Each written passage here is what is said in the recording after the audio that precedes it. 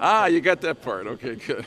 What we are interested in is your recent remarks with regard to a possible military action against Iran and the repercussions since you have made those remarks nearly a week ago. Yeah. First of all, can you please state what you believe, and have you changed your mind since it first came out of your lips?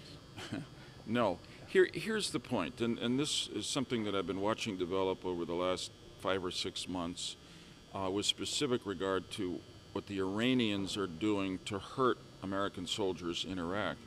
But it's what I saw when I was in Iraq about 10 days, 2 weeks ago. The fact is that Iran has begun military action throughout the Middle East through proxies. Certainly in Gaza, which we see developing into a slaughter today, Iran is the major financial backer of Hamas. They're the major financial backer of Hezbollah, which has taken on the established government of Lebanon. And in Iraq, we know that Iran is training and equipping terrorists who are going back into Iraq and killing American soldiers and a lot of Iraqis. I'm not making this up. I'm not divulging anything that is classified, though I've had some classified briefings on this. We went back after I said this just to check the record. General Caldwell in Iraq, the spokesperson for the U.S. military, announced in January, almost a half a year ago, that the Iranians were training forces to kill American soldiers in Iraq. General Petraeus made the same statement in April. Ambassador Khalilzad did. Hey, just within the last week, both Secretary Gates and others have made clear that the Iranians are supplying and training the Taliban in Afghanistan. So what I'm saying, and I'm trying to not just stir up a debate, but ask my colleagues in the government and the American people to focus in on the threat that Iran represents to our future security. Isn't our military really strapped without planning for raids into another country? No, we have a mighty military. Look, I guess I want to make clear, if I haven't done it already, that I'm not talking about any massive land invasion of Iran. I'm not talking about any bombing of civilian areas. There are bases in Iran, near Iraq, at which we know they are training these terrorists to go in to take the lives of American soldiers. So I think I'm talking about the. I'm saying two things. I believe that our relations with any country ought to begin with diplomacy. I'm glad that Ambassador Crocker, U.S. ambassador in Baghdad, sat down with the Iranian ambassador to Baghdad about 3 weeks ago.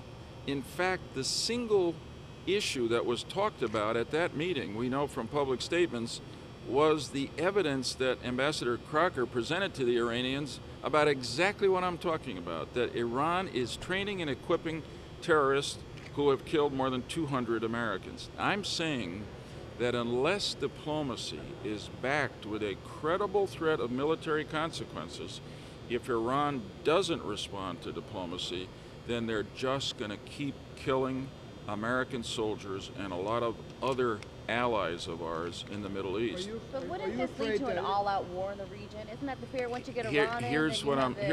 Yeah, no, it's a very good question, Chileans. People have said, and I thought about this because I understand people are very upset about the war in Iraq. None of us like war. People suffer from it. But here's what I'm trying to say: Iran has effectively begun to carry out military action against American soldiers and a lot of our allies in the Arab world.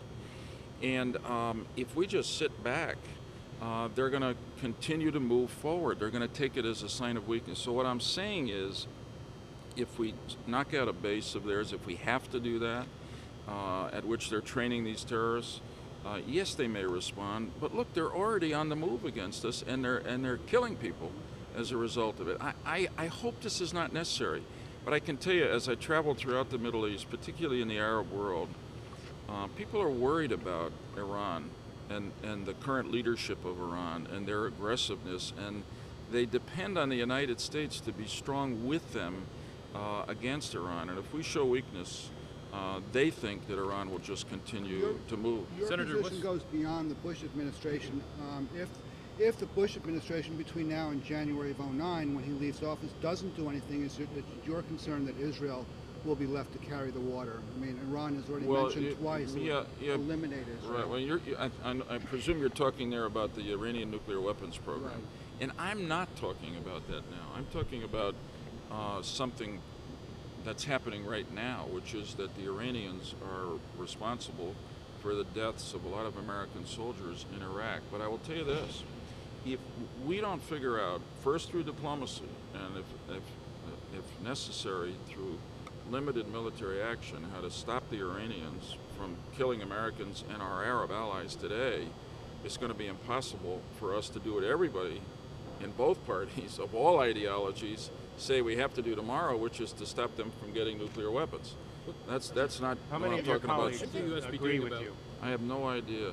I tell you, this was one where I have been watching this happening, listening to our military spokespeople and leaders describing the evidence of what Iran is doing that is responsible for the deaths of more than 200 American soldiers. These are strikes from Iran into Iraq that are being sponsored by Here's what happens. By the government or by rogue governments? Here's what happens. We know that they're using, because we investigate this, that they're using very sophisticated explosive devices